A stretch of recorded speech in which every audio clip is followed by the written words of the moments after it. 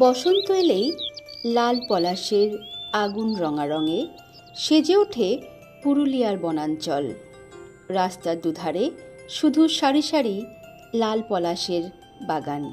পশ্চিমবঙ্গের পুরুলিয়া হলো এই লাল পলাশের স্বর্গরাজ্য। তবে পুরুলিয়া ছাড়াও একাধিক রাজ্যের রাজ্য ফুল হলো এই পলাশ। একটি হলো ঝাড়খণ্ড এবং অপরটি হলো উত্তরপ্রদেশ। তবে এবছর সেই লাল কমলার সঙ্গে যুক্ত হয়েছে এক নতুন বিস্ময়, শ্বেত পলাশ। পুরুলিয়ার এই বিরল শ্বেত পলাশ হল প্রকৃতির এক দুর্লভ উপহার। প্রকৃতির এই অপূর্ব সৃষ্টি যেমন উদ্ভিদ গবেষকদের আগ্রহের কেন্দ্রবিন্দু হয়ে উঠেছে, তেমনি পর্যটকদেরও আকর্ষণ করছে। পুরুলিয়া জেলার অন্তত 15টি শ্বেত পলাশ গাছের সন্ধান পাওয়ায় স্থানীয় প্রশাসন ও বন দপ্তর তার সংরক্ষণের জন্য বিশেষ উদ্যোগ গ্রহণ করেছে ইতিমধ্যে। 2023 সালে প্রথম পুরুলিয়ায় এই বিরল গাছের সন্ধান পাওয়ার পর বন দপ্তর হুড়া, পুঞ্জা, বান্দোয়ান, বলরামপুর, বাঘমুন্ডি, রঘুনাথপুর এবং অযোধ্যা পাহাড় অঞ্চলে ছড়িয়ে থাকা 15টি শ্বেত পলাশ গাছকে তালিকাভুক্ত করে সংরক্ষণের সিদ্ধান্ত নেয়।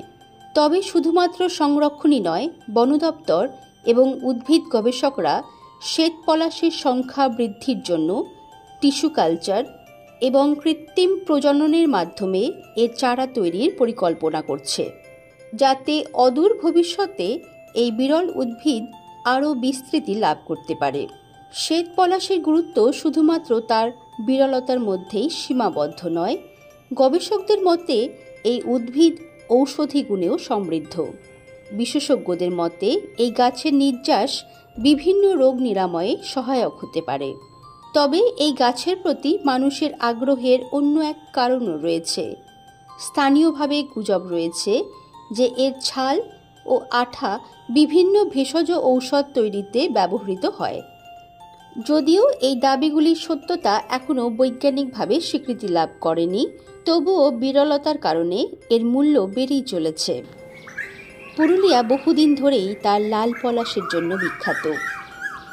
বসন্তকালে এই লাল বনভূমি দেখতে দেশের নানা প্রান্ত থেকে পর্যটকরা ছুটে আসে। এবার সেই পর্যটন শিল্পে নতুন সংযোজন শ্বেত পলাশ। বন দপ্তরের পরিকল্পনা সফল হলে আগামী দিনে পুরুলিয়া শুধু লাল কমলা পলাশের জন্য নয়, শ্বেত পলাশের জন্যেও বিখ্যাত হয়ে উঠবে। প্রকৃতির এই বিরল উপহার আমাদের সকলের জন্য গর্বের বিষয়। বন দপ্তর উদ্যোগ এবং মানুষের সচেতনতা একসঙ্গে কাজ করলে এই দুর্লভ গাছ সংরক্ষণ করা সম্ভব হবে এবং একদিন হয়তো পুরুলিয়ার এই শ্বেত পলাশ তার রূপ ও গুণের জন্য বিশ্ববাসীর নজর কাড়বে।